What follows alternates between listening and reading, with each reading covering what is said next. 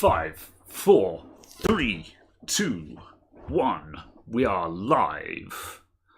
Hello, good afternoon, everyone. I've just immediately sat down in the wrong place after I'd gotten the camera perfectly aligned. That's good enough. There's some kind of art to how you're supposed to have cameras set up, I think. But whatever. Pop out chat. I need that. How's everyone doing?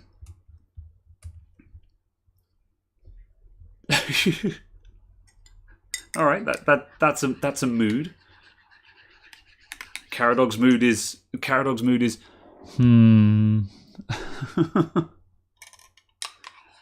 right. Oh, Sigurd of Katarina.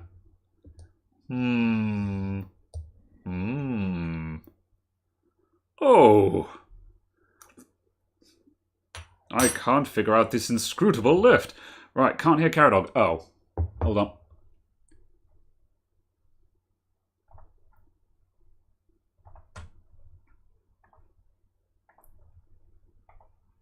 All right, say some words again.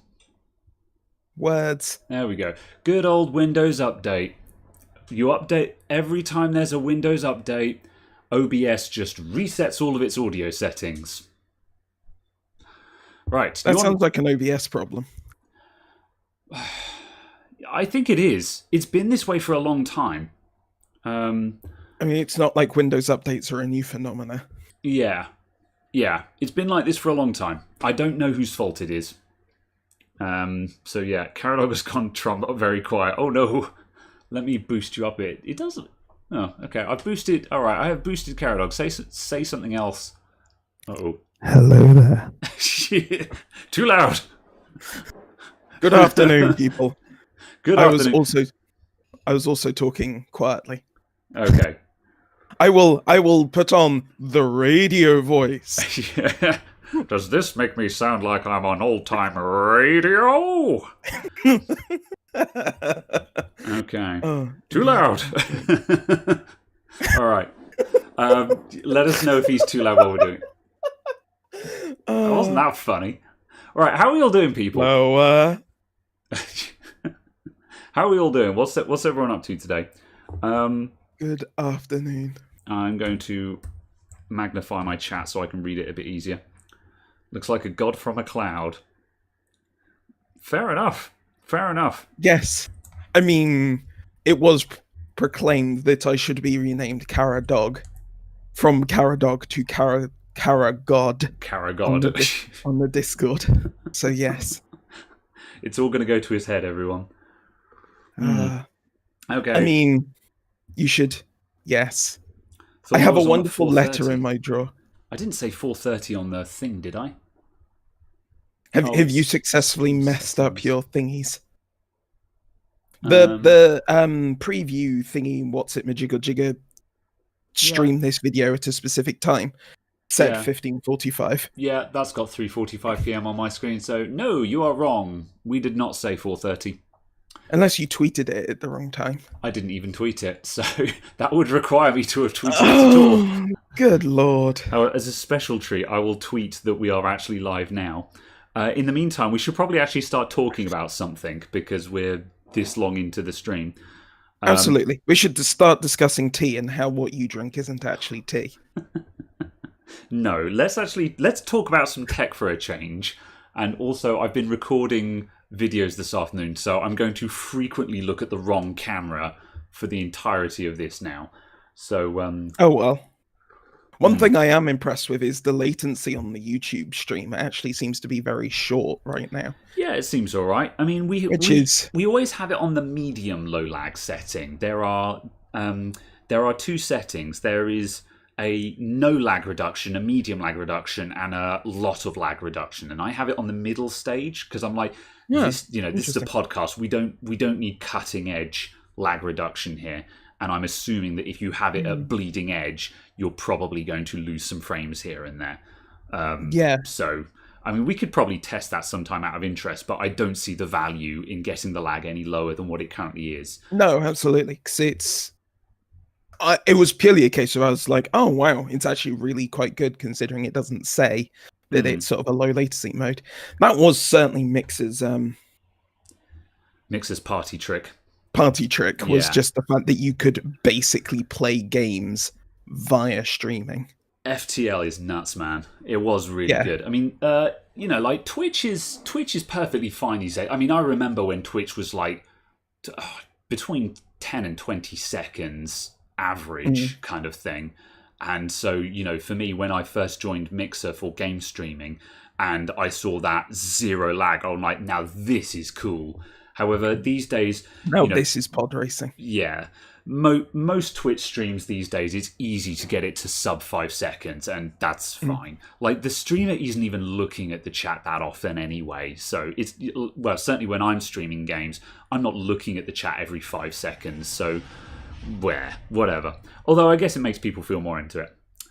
Yeah, absolutely. I think it's purely the case of where you can see this huge delay and it suddenly feels like there's this massive disconnect. Yeah, and that's true. Attempting to hold any sort of conversation with the chat when there's like a 20 or 30 second delay you're just kind of sat there going, I think that's... Yes, good question. Yeah, I think that's one of the nice things. I guess this is a topic of sorts, but... so for those of you who don't know, I do stream games on Twitch. I stream on Thursdays and Sundays at twitch.tv/nethism. But recently, I usually have the chat on screen. And recently I tried turning it off because I was like, I don't feel like this adds anything to the stream. However, quite a few people, I think, actually like having the on-screen chat because if nothing else, because it means that when they actually say something in chat and they see it come up on screen, they know that I've seen it, or at least they know that it has come up on my screen as well, and it gives them that feedback of when they type into chat and when that is visible on the stream kind of thing. It makes them feel more connected to the stream, I think, and that's one of the reasons why I ended up turning it back on again, which is kind of interesting. But yeah. Right, I'm trying to find the URL for this stream so I can tweet it. Copy it from Discord. Yeah, that's what I'm actually going to do because I'm also trying to talk about things at the same time. Absolutely. Right. And I'm going to piggyback off of the back about you saying trying to talk about something, and I'm going to leap straight in on something. Okay, before you do that, Chris Kingan, thank you very much for the $10. Here's to another great live stream. It's off to a good start so far. With that in mind, that's what I was about to jump on. Oh, okay, fair enough. That's fine. You covered it. It's all good. No, it's fine. As someone else was saying about best program for stress testing GPUs, I just find that particularly worthwhile considering the conversation that half happened in the Discord earlier. I was gonna say, do you want to just briefly cover that while I do this tweet? Yes, absolutely. And because I'm not signed in, if you felt it was appropriate, if you wanted to post a link to the video that caused it, the conversation. Yeah, that sounds like a great idea. I must admit, I have not watched it yet. However, I think the subject matter is interesting, and I have. It's basically just it's a voiceover on Destiny gameplay, but it covers the salient points which triggered the conversation as the reason why. Yeah, we're talking about Commander Soyo's video, right? Or is this the other one that was posted in that? No, that one specifically. The one that was in self-promo, yeah. Yes, absolutely. Yeah. His video saying basically don't use the fuzzy donut of death. Don't use the fuzzy donut of death for testing your clocks. Cool. Because basically all modern drivers detect it as the power virus that it is and thus reduce their clocks, which then means it's not useful for stress testing the actual core. Yeah, so this is a video from Commander Soyo. Sorry if I'm pronouncing your name wrong. Who was in the Discord? I need to watch more of his content. I keep seeing his videos coming up in the self-promo channel, and I keep looking at the titles and the thumbnails going, that looks really interesting. But I don't have any time for anything. I can watch really dumb stuff that I don't need to watch, but all of the research stuff that I should be watching, I don't have time for. But whatever. Anyway, he's been posting what looks like really great content. So yeah. Yeah, absolutely. It's been good. It's been good YouTube. Sorry, it's been good videos on just sort of faffing around with graphics cards and stuff. So yeah, it's good content for that.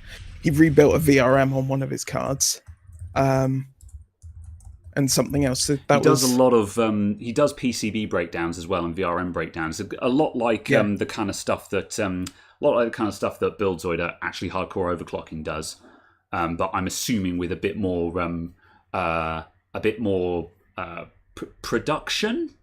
Is that the right word? I wouldn't go that far. Yeah, yeah.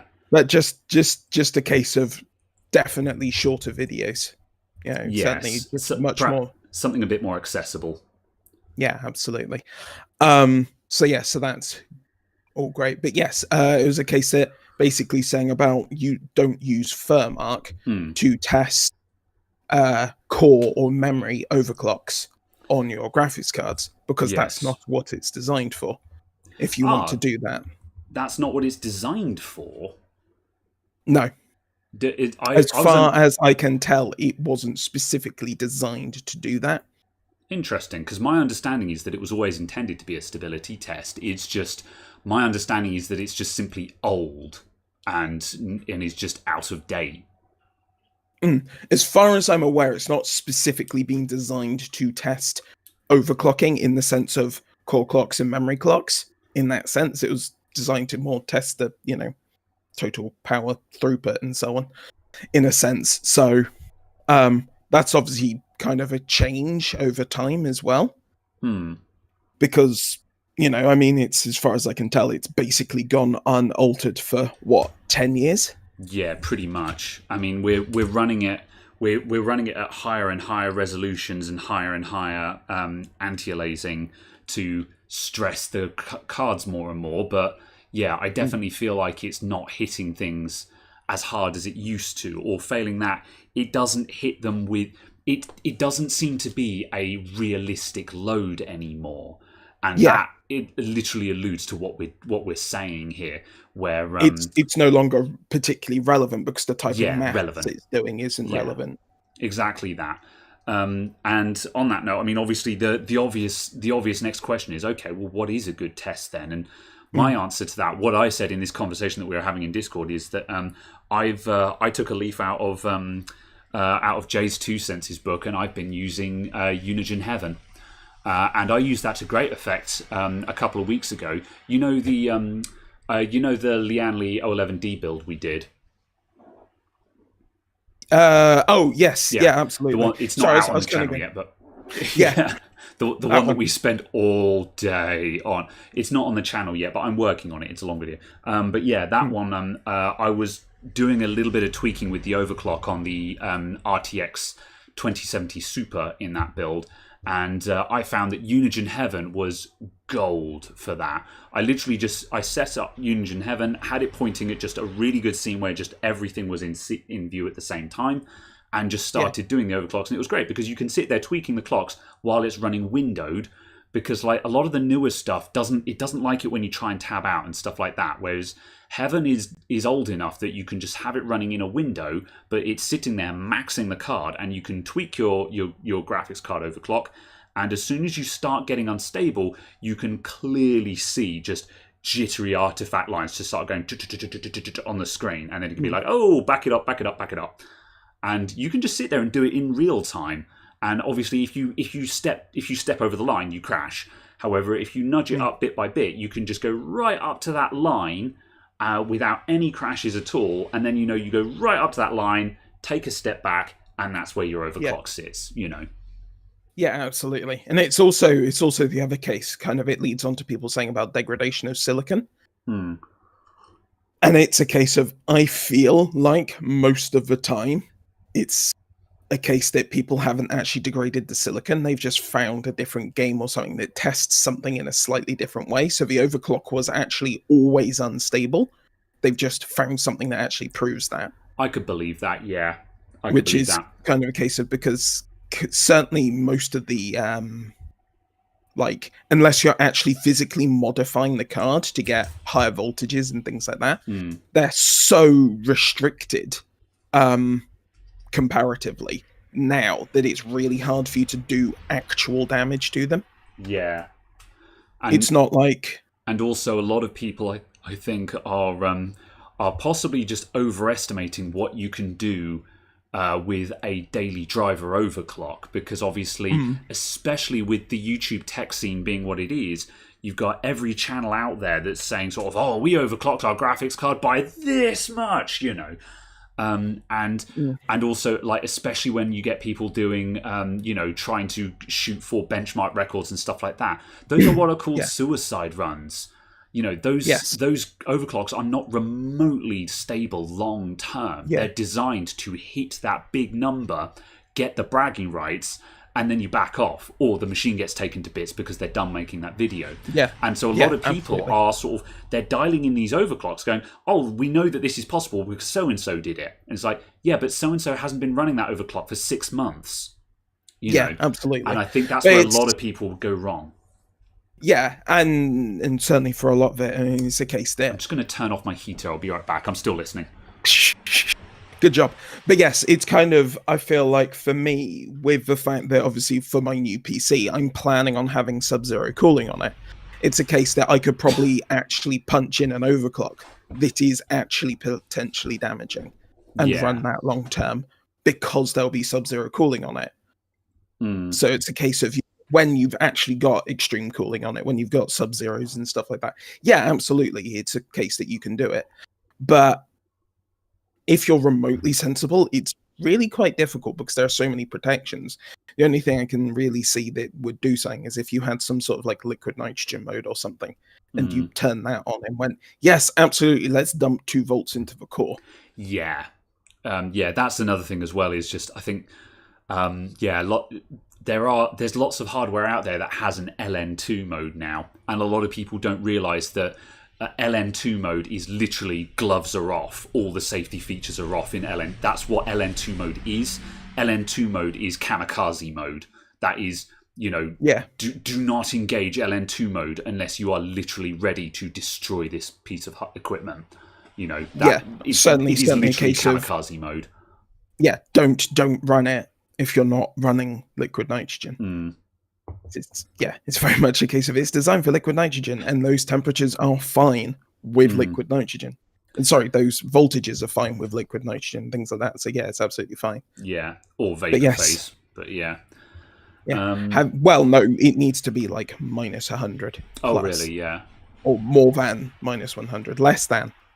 That's Negative true. numbers are difficult to colloquially refer to. Yes. It needs to be more negative than 100. There we go. It needs to be balls cold, not just cold, balls cold, you know. Yes, exactly. So yes, absolutely. But I think it's also just interesting that Intel have released that cryo cooler, their tech cooler, as a kind of a packaged product. You can't buy it yet, but it looks like they're working in that direction. I was just like, interesting. And this seems like a way more intelligent Peltier controller than we've ever seen before, which is nice. And it's interesting that Intel are kind of doing that. It's just kind of sad that it's not worked to actually win at anything. I think it's a cool way to try and connect with the enthusiast scene again, because that's the thing, is that Intel do still have overclocking on their side. You know, I was watching the Gamers Nexus video on the super-tuned 5600X versus 10600K super-tuned today. The long and the short of it is the 5600X is still faster. And also one of the stock. It was faster at stock than the overclock was. Yes, yes, correct. However, also one of the other takeaways is that that even after doing a moderately decent overclock on the 5600X, their gains weren't really that much. They did get improvements, but we're talking like all of their improvements were sub 10%, which in my eyes isn't worth it. However, but on the other hand, the reason why I brought this up is the fact that, you know, the Intel, the i5, the 10600K, they got really good improvements by overclocking that. Now, again, the 5600X was faster at stock, so just you still buy that. But this is one of the things that means that Intel is still an interesting platform from an enthusiast point of view because of all of that tuning you can do. Sometimes people like to buy either slower hardware or like slower cars just because they're more fun to tinker with. Like if you wanted absolute performance, then just spend more money and get something faster. But some people want to buy something that is bad and slow with the intent of just overclocking the balls off of it. And I think it's kind of where the AMD FX line kind of sits, in the sense of it's horrifically poor performing, but the overclocking and stuff you can do in it is great. It's got really tunable clocks and things like that. So it's kind of, from that perspective, it's great. And obviously the fact that because it performs like a dog, it's cheap. So you blow up something and you just kind of go, oh no, that was a £8 processor. So it's, it's that kind of, as well, the fact that it's less impactful on the pocketbook. Yes. Cool. Yes. Right, catching on up a couple of things. We got a couple of super chats. Tony Hiltunen. Sorry again if I'm butchering foreign names. I'm awful. Whatever. Good. Sends €5. Good evening from Finland. Are you guys considering updating your systems to the latest Ryzen? I am not. I bought a 3800X on Amazon Day, and I'm quite satisfied with it. The Ryzen 5000s, they look awesome. However, due to price and scarcity, I'm more than satisfied with my 3800X. So no, I am not planning on upgrading unless one happens to drop into my lap for whatever reason. By comparison, Caradog has got a 50. Oh, has he gone to get it? Have you gone to get your box? This is where I'd have my 5950X if I had one. Oh no, your order got cancelled, didn't it? Oh yeah, or you fell into the queue. Oh yeah, I was about to say he's got one, but he didn't. Oh, see, now I feel like I'm just dunking on you. I'm just like, Caradog ordered one, but he didn't get it. Oh, Yes, basically. Oh well. Caradog's going to get one. So yeah, at some point when it turns up. Yeah, and that rolls into Demin BS's $5 super chat. Thanks for the $5. Can't get the new AMD chips, but hey, got a new RAM to test again. What I already got. So yeah, keep looking, guys. They're out there and they'll be back. I think the stock shortages will be freeing. I think they're starting to free up. I mean, yes. I looked at one really tasty computer today and yesterday, which unfortunately there won't be a video on it because the repair was a bust, basically. Or the video was a bust. The computer's just fine, but I had a computer in that came in yesterday evening and went out this afternoon. It was a Ryzen 5600X with an RTX 3070 Founders Edition in it. This absolute mad lad got both of the things that no one can get right now. And when he said what he had, I was like, "You're joking! You've got both. You've got a 3070 Founders Edition and a 5600X." And he's like, "Yeah, I got them both." And I'm like, and sadly for him, his it wasn't posting. However, it turned out to be a no-fault found and some XMP issues, so it was boring. There was almost going to be a really cool video about it. However, it was boring. The video's getting thrown out, so whatever. But some people got them. I've got 3070s in the shop now. I've got two 3070s in my hand. Well, not right now, but they're over there. And I think the 3070s are about to become just generally available. Because they were in stock this week, and they were in stock for, 4 or 5 hours. They were in stock in the morning, and the stocks lasted for a good few hours before they went out of stock again. And if you ask me, that is the signs of stuff becoming available. Yes, certainly. And on that, heard from a source that Samsung has allocated more fab space to NVIDIA to meet NVIDIA's increased demand. So from that perspective, there's going to be more stuff there. And apparently the yields for the 8nm process were actually quite a bit lower than predicted. So that then impacted the number that they could get out.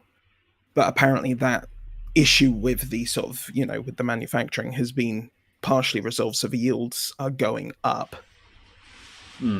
So yeah, so it's kind of a case of two factors on that. Apparently, the yield efficiency has increased quite a lot in the short period that they've been fabbing on it, and also that there's actually physically more fab space.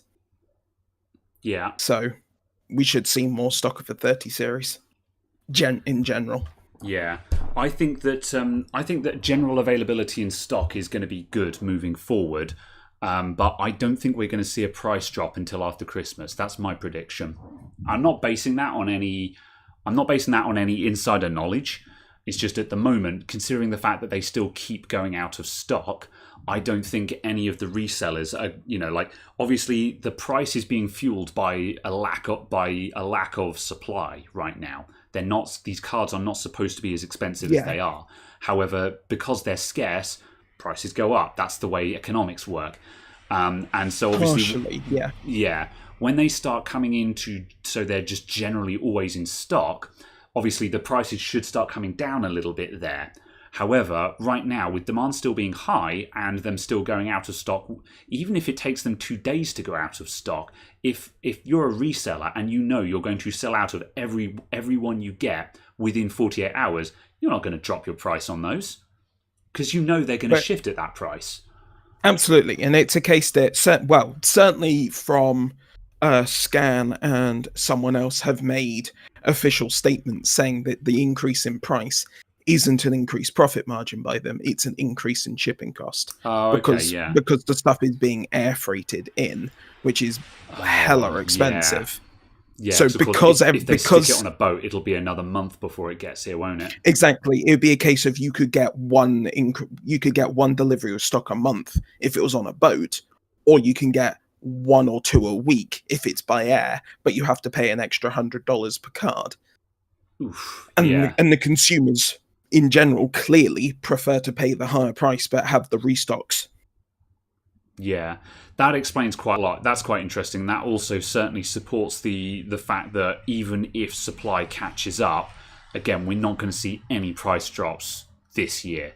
So, because basically, so during the week when I saw the 3070s in stock, I immediately was just like, credit card out, I'm buying some. I'll buy, I bought 2 and I said to my mate who also needed one, go here, this one is in stock, just buy it. That's the best you're going to manage. That's the best you're going to manage for the foreseeable future as far as anyone knows right now. It's in stock, just buy it.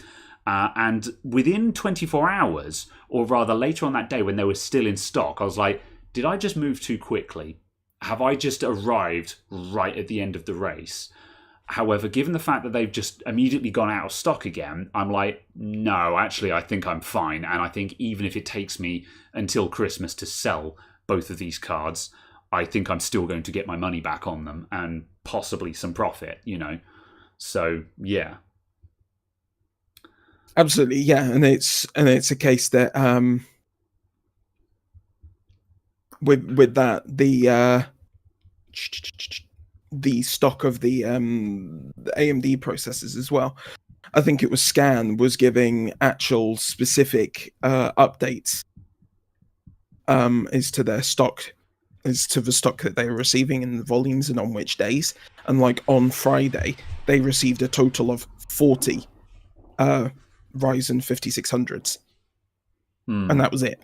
40, yeah, that's not going to go far, is it?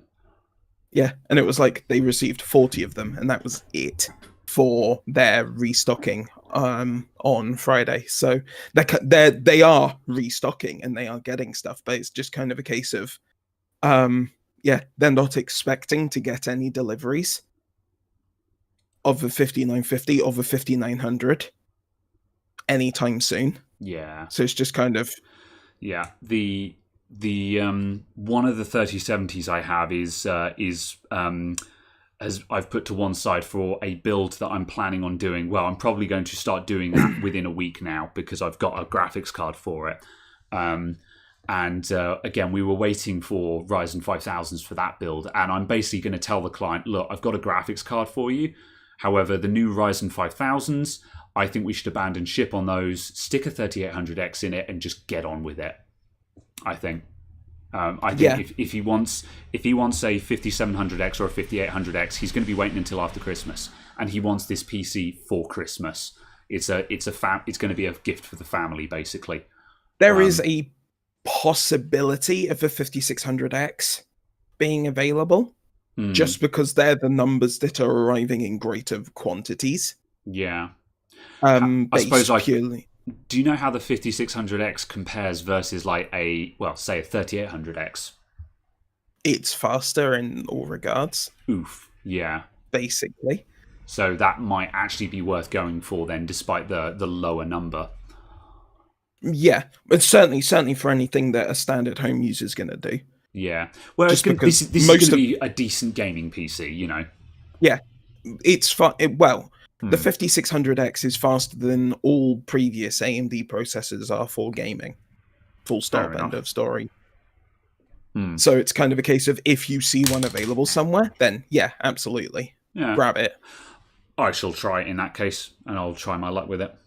But obviously, if you can get like a 3600X or a 3600 XT on really low pricing, then maybe. Yeah. But yeah, seeing lots of people in the chat just pointing out 5600X will smoke a 3700X and stuff like that. So yeah. Yeah, and it will, and because like the 5600X is similar to or slightly faster than a 10900K. Yeah. That's a big boast, yeah. I shall have a look at it. So absolutely. Fair enough. I'm going to quickly blitz through some stuff in chat because I've kind of been neglecting chat this stream. So sorry, chat, if I'm neglecting you. It's just we tend to waffle, but that's kind of what we're here for, really. Let me see. So there was a quick one. Have you seen decreased trade because of the COVIDs? A little bit because we're in lockdown, but nothing that concerns me. I'm in a fairly bulletproof trade. People's computers are still breaking. People still need their computers fixed. So I'm not short of work. I'm not worried, is the short answer there. Just obviously, just got to be a little bit more careful. Everything's got to be wiped down, going in and out, all the rest of it. How much are you selling the 3070 for? I'm in the market for one.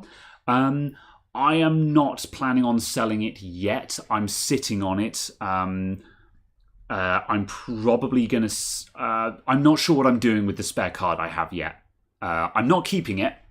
I can't afford to keep it. Well, I could, but I shouldn't. I bought new monitors. That was my treat for the rest of the year. I'm not keeping it.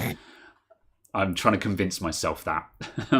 So, yeah, I don't know what I'm doing with it yet, but I'm not just going to flog it on straight away. So yeah, keep an eye out on the suppliers. I think give it another week or so and they may appear again. You just got to keep checking. I think the 3000 series, the Nvidia stuff is going to be slightly better. Yeah.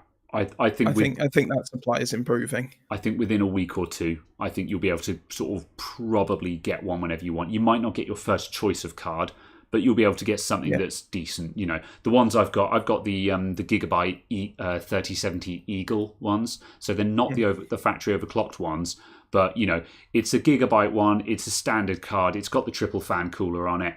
It's a very inoffensive card. It's fit for purpose, basically. It's absolutely fine. Yeah. Yeah. It's nothing special, but yeah. Firephone asked, how much was the Retina panel on the latest video? Latest video I did, I showed how to change out the display assembly on a MacBook Pro Thunderbolt 3. That panel I paid, costs on it was £285, and that was an eBay job. So yeah, I think that was a reasonable price for that. Panels are really expensive for a lot of laptops right now, especially the older Retinas. The older Retinas, so like the 2013 to 2015 ones, the prices for screens on those are horrendous right now. Like if you've got a 13-inch 2015 Retina, it's cheaper, or it's about the same price to buy a second-hand MacBook Pro of the same make and model. You can just buy a replacement laptop for the cost that for the cost of repair, and then you have two laptops, and you can sit on the broken one, and then probably within a year, you know, at some point next year when the prices sort themselves out, you'll be able to fix it at half the price that it will currently cost to fix right now. So yeah, presuming that anyone can get the display assemblies. Maybe. I think at the moment a lot of people are not manufacturing or shipping stuff unless they have a good reason to. Like one of the most interesting things I've noticed about this year is when you look online. Like now and then, I browse Amazon and Banggood and eBay for what I would refer to as Chinese tat. So like I'm looking for like I want a new work mat for the shop bench because the work mat I've got at the moment that's got the blue dragon thing on it. I want to replace that because it's full of burn marks and all the rest of it. However, when you look on eBay and other places like that, you can find some big cheap mouse mats. But when I bought that one, there were pages and pages of massive mouse mat designs, like 900mm by 400mm, so huge mouse mats with hundreds of designs, and they were all like £12, so you like $15 kind of thing delivered. And now when you look, there's like 3 or 4 designs, none of which I actually like. And when you look at like cheap soldering kits, so like the soldering kits that I used to do every now and then, when you look around there, there's hardly anything about. And it's just the same like 5 kits wherever you look. And like basically just people aren't selling cheap tat right now because it's not economical, or the delivery on it is too high or something like that. And this is what we're seeing is there's lots of places at the moment where a lot of choice is extremely limited at the moment because China's not shipping stuff that the fire hose is turned off at the moment because everyone is only shipping stuff that is in high demand or high value or that kind high quality commodities kind of thing.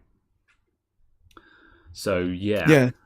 There's certainly been. I don't know what the current numbers look like, but the global logistics, I think, by air freight, it was a case of air freight capacity dropped by something like 40%, and it was just like even on that front, if even just air freight is down by 40%, it's that's a bit mad because all of the passenger flights stopped, and there was actually a surprisingly large amount of freight on passenger flights, which I never realized. Yeah. So that's affected it, and even some of the airlines swapping over to flying cargo only flights hasn't actually increased the capacity. Sort of back up to the amount where it was. So yeah. And according to this was several months ago, but according to what I've seen, it was a case of actually for some of the delays in shipping have been actually at like the docks and the ports. They haven't been able to have enough staff who have had all of the testing and so on to prove that they are clean.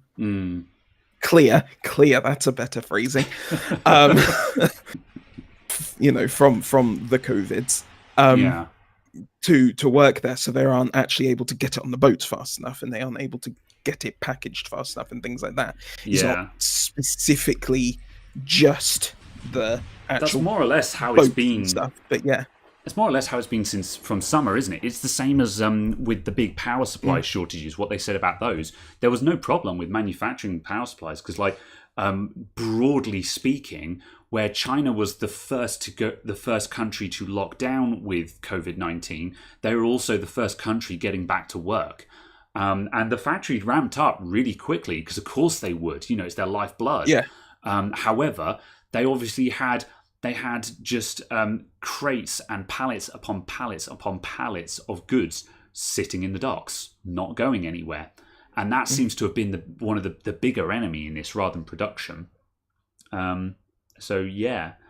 Certainly by now, the production hasn't been an issue now, at least as far as I'm aware for a while. It has been a case of the manpower part, the moving it onto planes, moving it onto boats.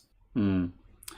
And obviously just the continuous demand being at such high levels for so long. Yeah, I think not abating. I think we're going to see more fabs actually opening up from this. I think we're actually going to see someone else come into the market and go, I'm going to make 28 nanometer parts. I'm going to make 45 nanometer parts. The stuff is nowhere near cutting edge, but is cheap to set up and start running on. Yeah. But being able to go, I can deliver this part in a week. I can deliver this part in, a month, end to end, done, as opposed to, if you go to TSMC and say, oh, I need you to make an IHC that's on, say 32 nanometer, they'll go, that'll be 6 months. Yeah. That'll be 8 months. There's no profit margin in it for us. We're not going to bump off, a 7 nanometer AMD part for that. Yeah. Yeah. We're not going to bump off a 5 nanometer Apple part for that. Yeah, that makes sense. And that'd be interesting because the problem is that's thinking long term. And obviously, the best time to plant an apple tree is 20 years ago. The second best time is now. Yeah. So it's a case of like a lot of these people are probably thinking, man, if I could have set up a fab 10 months, either 12 months ago or even just back in like February or March and had that up and running for Christmas, I'd be laughing right now. However, it does beg the question how long this demand will stay up, how many people are going to continue to work from home after the pandemic is over. Who knows? I think we're going to see a huge increase in that, certainly in the UK at least, because it's forced a lot of companies to go, actually, it's possible. Yeah. Actually, it's feasible. Because the industry I'm in, we've lots of the competitors and colleagues in London have said that this was August, that they were not reviewing their work from home policy until Easter 2021. This was in August, before we even had a hint of a second lockdown. So the fact that we've got a second lockdown now, it might be a case of they might just go, actually, we're permanently doing it now. Yeah. And I can't remember who it was. I think it was Handelsbanken said that they are closing one entire office in London. Oh, really? Because they just don't need it. They're just closing one entire floor of their office because they just don't need it. Everyone who worked there is now going to work from home. And for face-to-face meetings, they're just going to use a meeting room on one of the other floors. Yeah. It's just like... If it's working for them, then why not? And I don't think it's a bad thing either. If it's working and people are productive at home, it's reducing overheads. And, if people are productive at home, they're probably happier that way. And it's not for everyone. There's always going to be people that say sort of, oh, this doesn't work for us, or there's going to be companies that say, no, our staff are less productive working from home because there's too many distractions. And there's going to be people as well who say, no, I would rather work in an office because I want the disconnect between work and home. Yeah.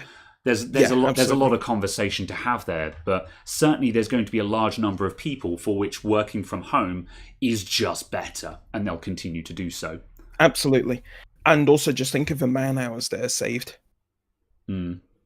Like the number of people who commute by train into London and spend 2-3 hours on a train one way. Oh, yeah, that blows my mind. 2-3 hours a day the other way, so maybe 4 to 6 hours a day magically given back to you. I had a job years ago before I moved to Dorset. I was working at a private school in Andover, and I had a 45-minute commute for that. It was about 40 miles. And that's the thing, I considered it to be a really long commute just because of the mileage I was covering, because I had to smash down the M3 every day. However, and I found that commute really took its toll on me a lot. However, but then I would speak to family members, and family members would say, oh yeah, I've got to drive into the middle of Reading every day. It takes me an hour to get into the middle of Reading, and it's 5 miles. And that's just an hour of just sitting in traffic every morning. And when you look at it from that perspective, you're like, this is nuts. Why are we doing this? So yeah. It's to me, as someone who hasn't had to consider such things for a big business, I don't understand why their offices are in the middle of cities. I've never understood why they're in the middle of cities or why they're in the middle of industrial parks with a single entrance. Yeah. I also never understood why industrial parks are built with a single entrance and exit. I've never understood that. And it genuinely annoys me. Something that is specifically built as an industrial park. They're like, yes, let's make a single exit and let's make it almost always join like a 2 or 3 lane major road so you can never turn on and off quickly. It's like... Noel Dowd says the stats say that people working from home are working longer hours than they do at the office as well, which I could believe. They're probably working longer hours, actually doing stuff, but actually spending less time not doing non-work stuff because of the commute and things like that. And also, I would imagine kind of the balance. I wonder if the fact of because when you make people work from home, obviously you need to make sure that they have a method of tracking what they're doing and their productivity.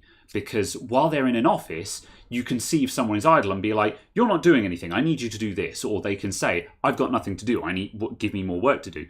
Whereas when they're at home, you can't do that. So I would also assume that there are more offices now that are providing better ways of tracking workflow and amount of work done. And that is probably improving people's productivity as well, just better organisation, perhaps. I'm guessing but... I'm hoping there's better organisation. Yeah. But yeah. All right. Yeah, yeah. There seems to be large inefficiencies in some places where people are just like, let's not actually fit. Sorry, it's just a case of there seem to be large institutional inefficiencies with kind of a concept of working from home, which we've kind of run into from a couple of other companies, and it's just like, okay, and things like call centers. You would imagine that a call center would be one of the easiest offices to shift to a working from home setup. Yeah, you post them a SIP phone, and go, ta-da! You're working now. Yeah. Because I take it you've had issues with that. Most of the call center contact type stuff that I've dealt with, they're just shut. The staff apparently aren't working. Yeah, they're just shut. That's bizarre. Who knows? That's weird. Well, let's move it on. I've had one line of chat highlighted for about half an hour now that I want to get on because I think it sounds super interesting. Noel Dowds asked a while back, what are your thoughts on the new Apple M1 chip? And so, firstly, I have not done any research into this. I haven't read any articles on it. However, I did see a snippet posted the other day in the Discord. Someone posted a picture of saying, oh, here's Apple's new M1 chip. And they posted how Apple have been posting this graph showing their new M1 chip having really high performance at low power consumption versus an older Intel Atom. And everyone was going, ha ha ha ha ha, they're slower than an Atom, which is pretty freaking slow. However, my response to that was immediately like, if Apple are trying to show off the performance of their M1 chip using tangible, quantifiable numbers like this, they're already doing it wrong. Apple's brand new silicon is not going to be good. Anyone who thinks otherwise is kidding themselves. It's a brand new silicon. And it's not going to be good. However, what it will have, it will be crammed up to the eyeballs with hardware acceleration. It will be crammed up to the eyeballs in hardware acceleration. And this is the thing, like for the DRM, that Intel Atom that they're comparing it to probably has absolutely zero video rendering and decompression stuff on it, or it's got archaic video decompression on it. It's probably got terrible hardware acceleration for cryptography. It probably has terrible acceleration for network management and power management and so on and so forth. Whereas the Apple M1 chip, it's not going to be really fast in just pure CPU horsepower, but what it's going to do is have a dedicated spot on the chip for all the common tasks that you'd want to do on a laptop. So it will feel really quick, despite the fact that it's just standard CPU performance will be really bad. Because this is the secret with an Apple computer as it already stands, is that most Apple computers, like if you take the Mac Pro, by modern standards, they're not the fastest computers at all. However, what they do have is really good hardware acceleration, which makes them seem faster. Or rather, it makes them faster at specific tasks. So that's my thoughts on the Apple M1 chip, is that it seems really bad now, but I think it's actually going to do rather well just purely because it'll have a crap ton of hardware acceleration in it. I don't know. From the very little that's been put out, it's a case of there seems to have been a great deal of obfuscation on their performance metrics and so on. Because the performance metrics are bad. And the fact that they're trying to show performance metrics, I'm just like, why are you doing this, Apple? You're missing the point. This is not the strength of this. It's always frustrated me when Apple do any kind of performance numbers, because Apple are notorious for showing graphs on presentations going, look how much faster our thing is. Our thing is 2x faster than the nearest competitor, with no actual hard numbers there. They've always done this, and people have always been like, this is a useless comparison. Stop doing this. What you need to show is you need to stick that M1 chip in a laptop and show that it can export a Final Cut movie in the same amount of time as a standard laptop reasonably, and then go, look, despite the fact that this is first generation silicon, it is still giving a decent time to export your movie. That is useful. That is a good metric, because the chances are it's actually got rather good performance on that front. I think the other issue is obviously the fact of 90% of their software library doesn't work now. Yeah, that's true. I think that's going to be an issue for 6 months. For 6 months, I think that's going to resolve pretty darn quick, considering the magnitude of the problem. Like, if this was like for any other company, this would be suicide. This was suicide when Microsoft tried to do it with Windows RT. How well did that go, Microsoft?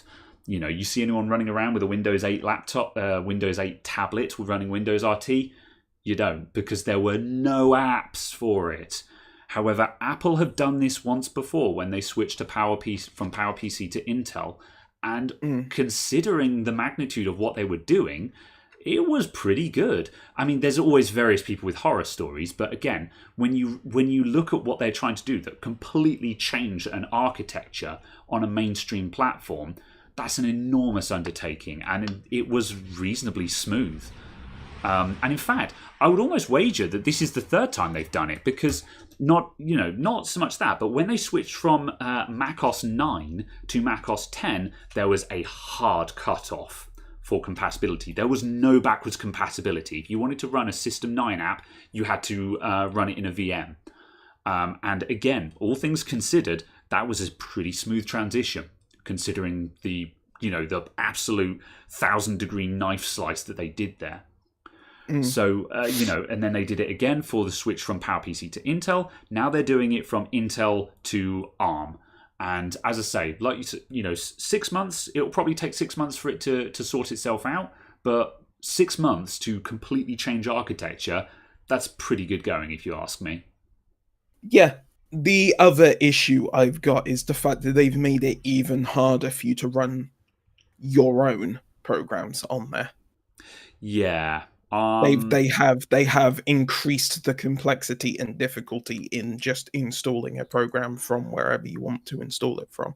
Yeah, I think this will be really bad news for indie programs on Macs.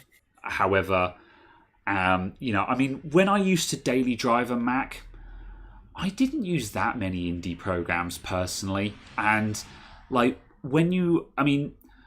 I'm coming from Apple's perspective here, and I agree that it's terrible that there will be less choice and you won't be able to run all the things you want to. However, when you look at what Apple are trying to do, if you look at like the iPad Pro, that to me seems like what Apple want to be doing right now. That's what they want. They want a mobile device that's in a walled garden, where it's running a mobile operating. Because lots of people are going, the iPad Pro is basically a laptop now. And I'm just like, well, yeah, sure, you can do everything on an iPad Pro that you'd want to do on a laptop. Therefore, it is a laptop. However, again, indie apps are going to be a nightmare. But Apple don't care about that. All Apple care about you running are either their own applications or some big partner applications. And the big partners, like Adobe and stuff like that, they'll switch over and they'll have something sorted out. They'll probably have something out in time for launch. Like from Apple's perspective, they're like, we don't really care about that because we don't make any money on the indie developers anyway. Yeah, exactly. They want you to buy everything through the App Store. Yeah, so I can take their 30%. Yeah, so I think this kind of sucks for the indie developers. But the other part of me is just like, I feel like if you're the little guy, Apple has been dead for a long time anyway, because it's exactly the same with repair and stuff like that. If you have any kind of interest in open source, in repairability, in freedom of the device, Apple has been enemy number one for years now. So when we look at a move that is going to kill off independent is going to significantly harm independent software on the Mac, I'm just like, that's been a long time coming. If you didn't see that coming, mate, then you've had your eyes closed. And that doesn't make it any less of a tragedy. However, I can't help but think that this should be, this should be a surprise to no one. And that is literally the reason why I don't run an Apple anymore. Because the writing has been on the wall for a long time now, and I saw that writing on the wall a long time ago and was just like, I'm switching back to Windows because for all of its flaws, it's still a Wild West platform as far as I'm concerned. So yeah. I don't know. Yes, it's kind of, again, from that repairability kind of thing as well. It's just a fact of, I find that very annoying that on one side they are actively campaigning against reducing e-waste. They are actively stopping people from being able to reduce e-waste. Yet on the flip side, they're going, we're removing chargers from phone boxes because e-waste. Yeah, that's a really transparent and that's a really two-faced place they're in on that front. Yeah. With their environmental concern, it's like, get out of here. That it's just like no, and that is what makes me annoyed. Is obviously I talk to the general public every day, and the general public, they don't see this. The general public, they fall for this hook, line, and sinker. Like anyone who's paying remote amounts of attention can see just the blatant hypocrisy of Apple. However, the general public just don't. And every day I have people coming into my shop going sort of, oh, well, I need an Apple. They're so expensive, but I need one. And I'm like, but you don't. You don't need to buy the really expensive Apple. There are plenty of other products that are half the price and will fulfill your requirements just fine. And absolutely. Again, I'm not, I'm a fanboy for no one. Apple products are really nice. When you look at an Apple laptop, you're like, this is a really nice laptop kind of thing. I've got no beef with that. And like when someone says, oh yeah, I've got an iPhone, I'm like, that's fine. You'll have no problems with it kind of thing. And, I still say, like when someone says I want to buy a tablet, I'm just like, buy an iPad. Buy the base level iPad. Don't get the iPad Air or the iPad Pro. I don't think those are worth the money. Just get the bog standard iPad for 340 quid. You'll be fine. And so, as I say, I'm a fanboy for no one. I'm not anti-Apple. I'm not pro-Apple. However, I think Apple as a company, Apple are in a really horrendous place right now, and the general public are not seeing it. They can't see it at all. They cannot see the woods for the trees. Clearly, they aren't in a horrific place, obviously, financially, no, on their financial reports and so on. But ethically, morally, exactly. It's kind of the case from that perspective, and it's like it's similar to me. I was looking at a review of a Razer laptop, I think this morning, yesterday, can't remember. And it was kind of a case where I was just like, basically, I can level almost the same complaints that I've been leveling at Apple's laptops from a point of view of repair and price to Razer's products. And then, and to a sense, to that. And it was just like, oh, it clearly works as a business model, though. That's the problem. Yeah. It's the fact of it clearly works as a business model because other companies are adopting it and other companies are moving towards it. Yeah. And that's true. It's so like, it's I look at the MacBook Air, I look at the price of the MacBook Air, and I'm just like, they want how much for this laptop? But then the problem is, the irony is, if you look at the MacBook Air as a thin and light laptop, because that's what it is, it's a thin and light. Because, you know, it's very easy to say, oh, I can buy a Dell laptop that's faster than that with a bigger battery and more connectivity. It's like, yeah, but it's not a thin and light. If your objective is a small laptop that is thin, doesn't weigh anything, so you can have that in a satchel on your back and walk around London all day long with it, you need a thin and light. And when you look at Dell's equivalents, they're about the same price, and the speakers in them aren't as good, you know. So, and that actually is the bigger issue here, is that if you actually match category to category, everyone else is in the same boat there. And again, you know, that Intel thin and light, I've known probably one of the XPSs or something like that. Again, the repairability on that is going to be wank as well. It's why, again, I just find myself, I feel like an old man saying it, but it's like with cars. I would much rather have the older 90s car, which is, you know, it's a bit of a chunky boy. And like my laptop, I've got a Dell. This is a Dell Latitude here. You know, it's a bit of a brick compared to a thin and light, but you know, this thing is a tank, and I would rather have that for a fraction of the price. But again, I do also have customers who come into my shop and they say, oh, I'm looking for a laptop. And I'm like, and they say, oh, I want it to be a small laptop. And I'm like, okay, well, look, here's my laptop. This is a Latitude. It's 14 inches, which is on the smaller side. And they're like, oh, that's much too heavy. And I'm like, honey, this ain't a heavy laptop. You know, here's a gaming laptop.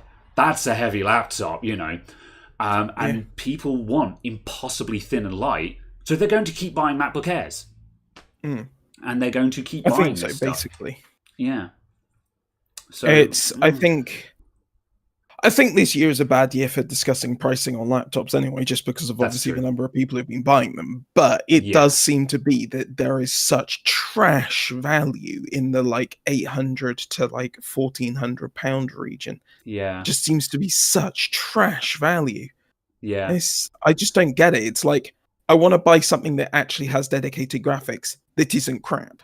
You're now looking at £1,500. Yeah. The only laptops I'm seeing that I don't hate right now are the Asus TUF laptops.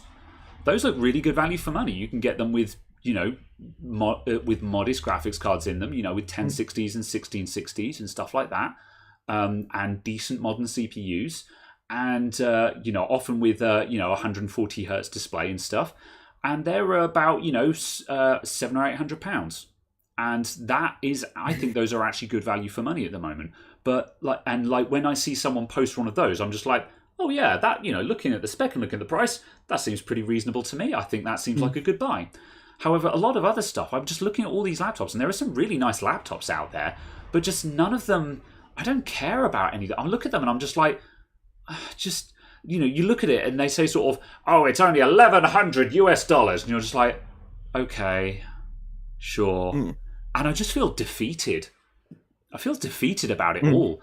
Like the custom built desktop scene right now is really exciting. Sure, we can't buy any of it, but at least it's exciting. But laptops are just so not exciting right now. I don't like any of them.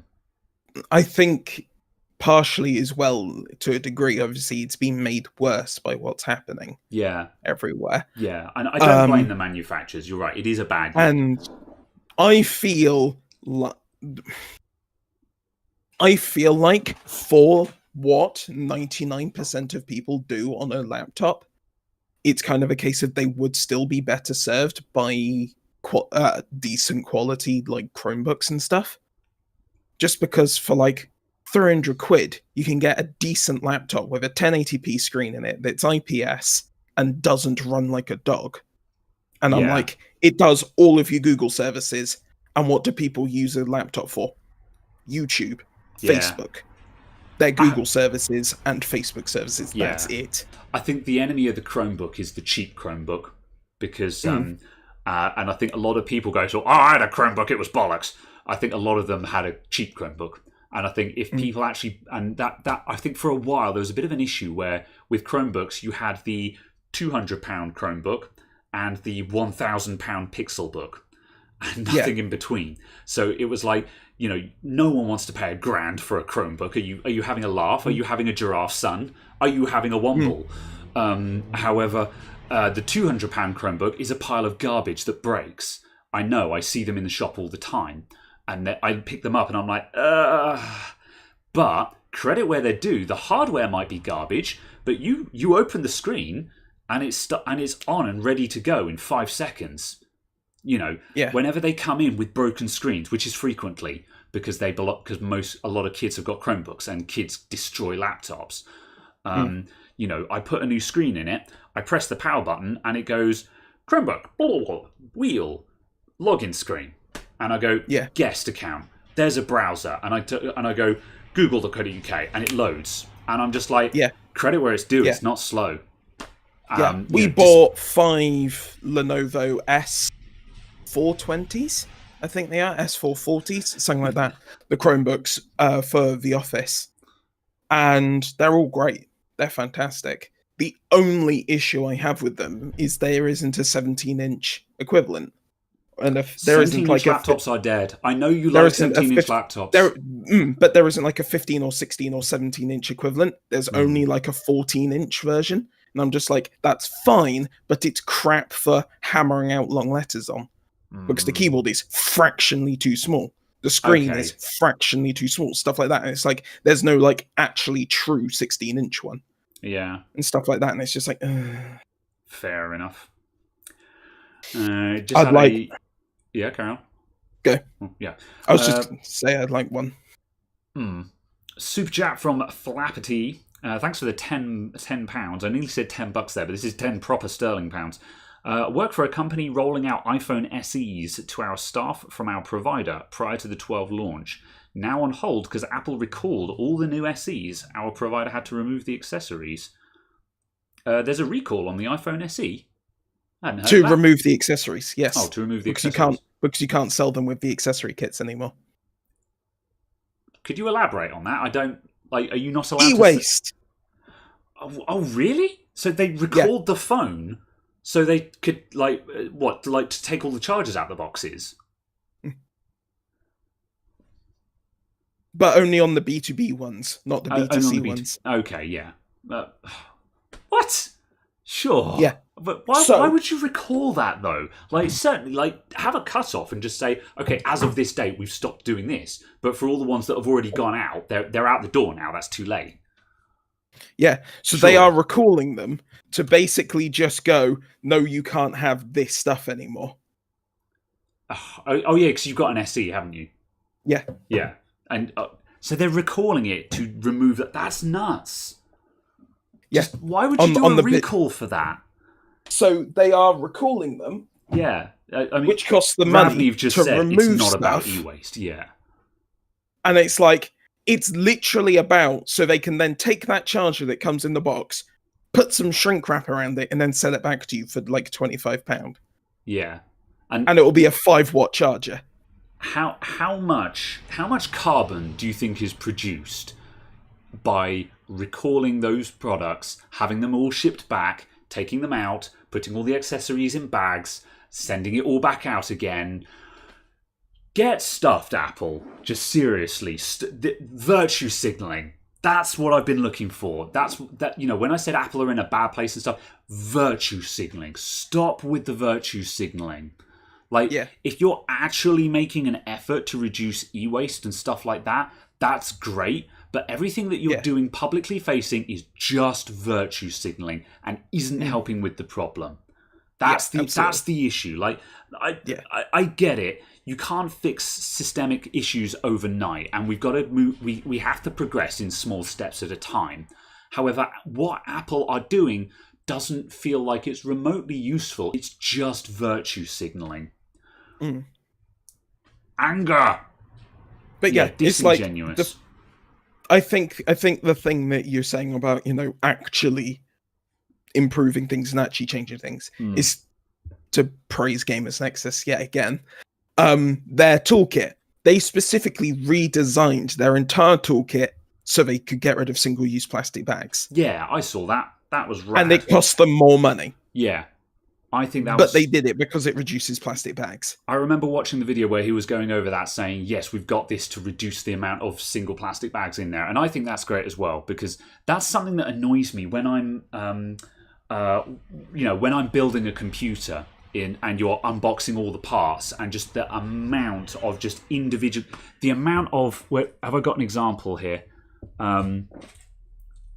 Just the amount of this, just little packets of screws, and like these are packets at least, but there'll be I'll have packets around here that show up like this. Here's a packet with a single tiny screw in it for an M.2 slot. Yeah, that's the one I don't get. Yep, that's a plastic bag in there with one screw in it for the M. Just put it on the goddamn board. Yeah, just put it on the board.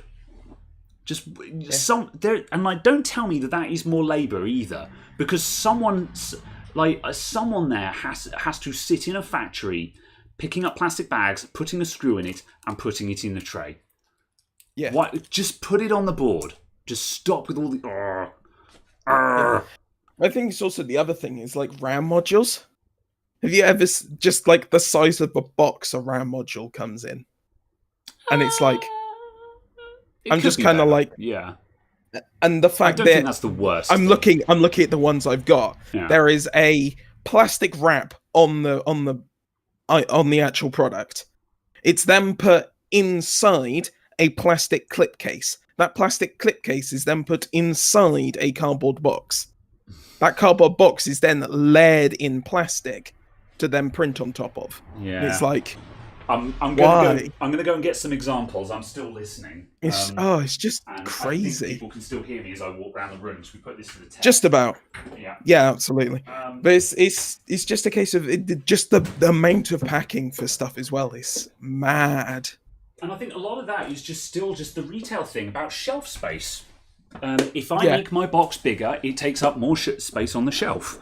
And I think that's driven by the fact that big box shops are still a thing in the US. And like a lot of people say, oh, I want a micro center in the UK, and I think that would be pretty awesome. Like I see all the adverts for micro center on YouTube and I'm like, that looks awesome. However, also I bet micro center is one of those very places that is still fueling the fact of manufacturers wanting their box to be bigger. But like, I've got a couple of graphics card boxes here. Here's a 1660 Super Box. It's mirrored because I've got my camera mirrored, so I'm looking at Caradog, by the way. But yeah, 1660 Super Box here, and it's I need a graphics card. I need a banana. Hang on, I'm going to go and get a banana for scale. I'm going somewhere with this. I'm going somewhere with this. Oh no, I've only got really big graphics cards or really small graphics cards. Whatever. Good job, well done. So, 1660 Super Box.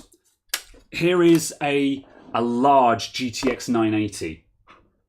So, as you can see, this box is actually very sensibly sized. That box is as big as it needs to be, no more, no less. That box is the size of a graphics card with some foam around it.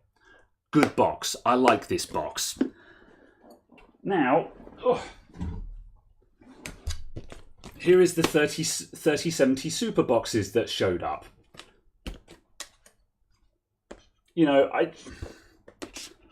It doesn't need to be that big. You could easily fit this card in a box that is slightly bigger than that. Come on. That'd go in there. But it's also, you go to the complete extreme other end and you get, Best Buy shipping EVGA 30 series just in a paper bag. In a paper bag? I didn't hear about that. Tell me more. Yeah. Not a paper bag, just an envelope. They were just shipping them just in an envelope, no box, nothing, literally just the envelope, basically. Oh, I don't like that at all. That's a bit So extreme. So a lot of them turned up dead. Yeah, I'm not surprised. A lot Remember of these... my story about the Cougar power supply that I bought that had someone punched a fist hole in the side of it, you know. Yeah, you need some packaging. You need the size of your product and an inch of foam around it. That's all you need. Don't put any bits of paper in the box. Don't put any plastic bags in the box. Just literally your product, an inch of foam around it, cardboard box. That's all we need. That's all we care about.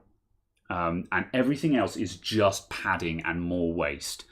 And like, if you can make that foam packaging, if you can make that foam out of some kind of magical cardboard that's also recyclable, that'd be great as well. No DVDs, no CDs. Don't need any of that stuff. Yeah. Don't bother putting... Yeah. I mean, I suppose there is an argument to be made that there are some people out there that are just like, oh, I don't have an internet connection. I can't download the drivers. And I'm like...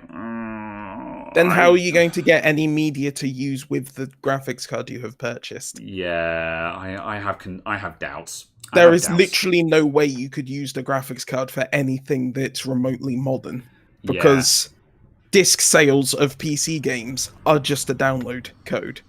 You literally buy a box that's a DVD box, and all that's in there is a code that you then have to plug into a launcher to download the game. Yeah, and like we can have a conversation about whether that's a good thing or a bad thing. Well, however, it's a terrible thing. It's dumb. However, that's where we are right now. So, yeah. I'm going to jump in with a super chat quickly. AJ sends £2. Thank you very much for the £2, AJ. RTX 2080 Super for 4K 60 FPS. What's MFS 2020? Oh, Microsoft Flight Simulator. No, the answer to that is no. Yeah, I would be saying no on that. 30, you get 30 frames a second at 4K. Do you reckon? Yes. You can't do like ultra and stuff, but then again, the 3090 can't do ultra because it's not designed to. Yeah. Microsoft Flight Simulator 2020 is designed to be the Crisis of 2020. Yeah. It's designed to have all of the very latest methods and ways of doing it in there, so you will not run it on ultra. You'll run it on high, you'll run it on very high. We're not going to see anyone max Flight Simulator 2020 for quite a long time. That product is designed to have a 10-year life cycle on it. It's Microsoft's intent that we will be struggling to get ultra settings on that in the year 2030 when the next one comes out. Basically, you're just not going to be maxing it. Yeah. But yeah, I mean, you'll get half decent performance. I would probably try and go for a decent 1440p rather than 4K, unless you're stuck in the unfortunate situation that I think Caradog is in, where your monitor does a really poor 1440p. Was that you who said that? No, I've got no issues with 1440p. Oh, okay. I'm sure. My only issue is the fact that I can't do 4K 120 because I don't have HDMI 2.1. Oh, yes, that's fine. I saw somewhere that there was something recently where it was a matter of you're better off trying to do a bad 4K than a good 1440p. I can't remember where I saw that though. It might have been one of the new consoles. I think the PlayStation 5 doesn't do 1440p. Oh, that was it. That's what I was thinking of. Ignore me. I'm waffling. Yeah, PS5 doesn't like 1440p, which I think is possibly a bit of a bummer. But yeah. But then there aren't any 1440p TVs, so it's kind of... Yeah. Oh, there we go. Christopher Hall. Christopher Hall has got a Flight Sim all ultra in 4K on a 2080 Ti, 30 to 40 frames a second. So there's a good basis of comparison there. So you're going to be looking for 30 frames a second. However, if you dropped down, you could probably look for 40. And 40 is tolerable. But considering it's Flight Simulator, and unless I'm assuming that most of the time in flight simulators, you're not exactly skimming along the ground at 1,000,000 miles an hour. So. Absolutely. It's a case that it depends on exactly what bit is limiting at what times. Like if you've got the 2-layer cloud lighting thing, I can't remember exactly what it's called, but basically where the cloud layer, the higher cloud layer, can cast shadows on the lower cloud layer, that will basically melt anything. Bloody hell, that's melting my brain just trying to think about it. So stuff like that. But then at other times, like flying through cities at night, you'll then hit CPU limitations because of a number of light sources and things like that. Oh, yeah. So it's different places will lock up at different places. Interesting. So depending on what hardware you've got available, you may want to favor certain scenarios when you're playing the game. Kind of, to a degree, but obviously it's a simulator, so hitting 30 FPS instead of 60 is far less of a concern. Yeah. It's not like it's not like you're aiming for 240 FPS for snapshot headshots. This isn't Quake 3. So yes, exactly. Let me see. Oh, I saw something and then I took my eyes off. I swear, the problem with the chat is I've got to keep my eyes locked on when I see someone say something interesting. I need to be like, okay, don't look anywhere else. Highlight that, otherwise you'll never find it again. So yeah, Null Downs again. Have you seen the PS5 and Xbox problems?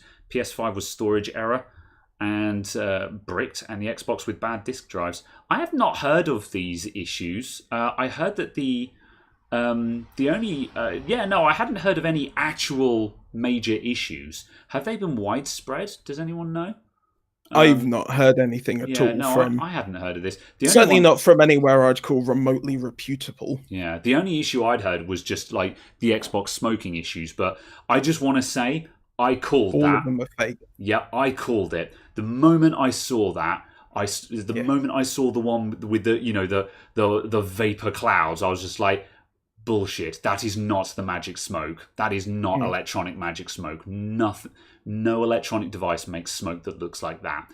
There was like the very first one that had faint wisps. I was like, that might be an issue. However, all the rest of them that were just vape smoke, I was like, no bullshit. That's vape smoke. So, but also at the same time, you expect one to fail. Yeah. And out of a million devices, you expect one of them to fail. I think it's entirely possible that the first one actually was a genuine failure. And it's a case of it's really shitty and it sucks that 1 or 2 or 3 will fail on day one. Yeah. But that happens. I mean, people kind of forget the fact that, back in the late 90s, we had launches where there was like 25% device failure and things like that. Yeah, remember, was it a 360 with the Ring of Death due to the bad power brick? I think it was the 360. I thought that was a BGA infill issue. Well, there was 2 of them. There was 2 issues. There was a BGA infill issue that was Red Ring of Death, but there were also a complete swath of early 360s that had bad power bricks as well. That was an America-only problem, as far as I'm aware. Someone might for be the able power to correct bricks. us. As far as I'm aware, it was an America-only problem on the power bricks, and there was apparently some sort of ground leak or something like that. The power supply ended up causing some sort of ground leak or something like that. This is only going on because I remember watching a video of someone disassembling the replacement power supply that they shipped out and comparing it to the very original power supply. Oh, yeah. And they were saying about there was a lot more sort of ground inductance filtering or something. But again, this is memory from a video that I probably watched like 5 years ago and probably watched it like 6 times speed. Yeah. Noel's back. PS5 was some kind of memory management issue, and the Xbox was disk drives not taking discs. Oh, I say it's the Blu-ray drive, or I'll call it the optical drive. So yeah, optical drive not taking discs. That sounds interesting, but also I don't know why anyone's buying discs anyway. But yeah, sure, it should work, of course. And yeah, memory management issue. That memory management issue would be interesting, just because obviously the PS5 has got a very, very interesting memory setup, memory platform, let's call it, because of the way that works. So yeah, I find it slightly shocking that, as far as I'm aware, the 1 terabyte PlayStation 5 only has something like 625 gigabytes available to the user, and I'm just in other words, you can have 5 games installed. Yeah, I mean, assuming they're all AAA games and stuff like that. I mean, there are lots of games that do not take up an obnoxious amount of space. There's just some big mainstream ones that do. But I tell you, I think it's bovine excrement that.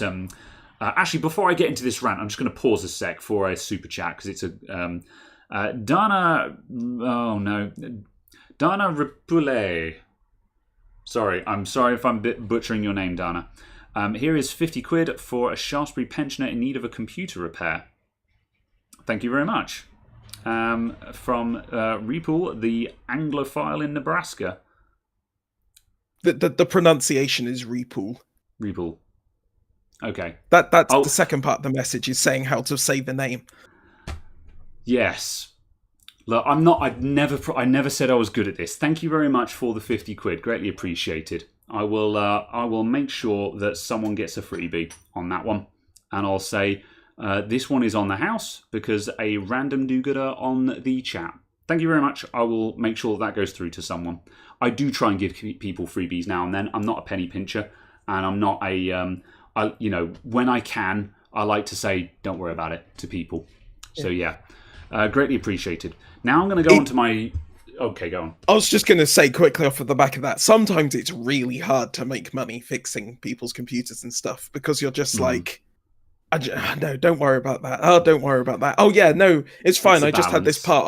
I'll fix that thing. Oh yeah, wait, I just gave you like £15 of parts, or like £30 of parts. And I'm just like, it didn't cost me anything because it's just been sat on the shelf. But at the same time, that's £30 of parts. It's a very delicate balance between not nickel and diming everyone who walks through the door, but also remembering that I'm in business to make money. Yeah. I am in business to make money. That is the objective. However, the other thing that I do put on that is I'm in business to make enough money. Enough money to be able to afford my living and progress my business. I'm not in business to make all the money. I'm in business to make enough money. So, yeah. But yeah, that's another conversation in and of itself. However, I do say, going on to my rant about the PS5, the fact that you can't use expanded storage on the PS5 on day one. They say that is an upcoming feature. And I'm like, that means that. And I said, when I heard that, I said, to me, I read that as one of two situations. Either A, they haven't got it working yet, in which case the console was not finished. Or B, they don't want to use it because either A, they're going to sell it back to you at a later date. They're going to say, oh, if you pay for this software upgrade to your brand new console, we'll let you do this. DLC for your console. Or they're just waiting so later on down the line, they can be like, new fanfare, new expansion, new features for your PS5. We've developed the console even more with a feature that was supposed to be in it from day one anyway.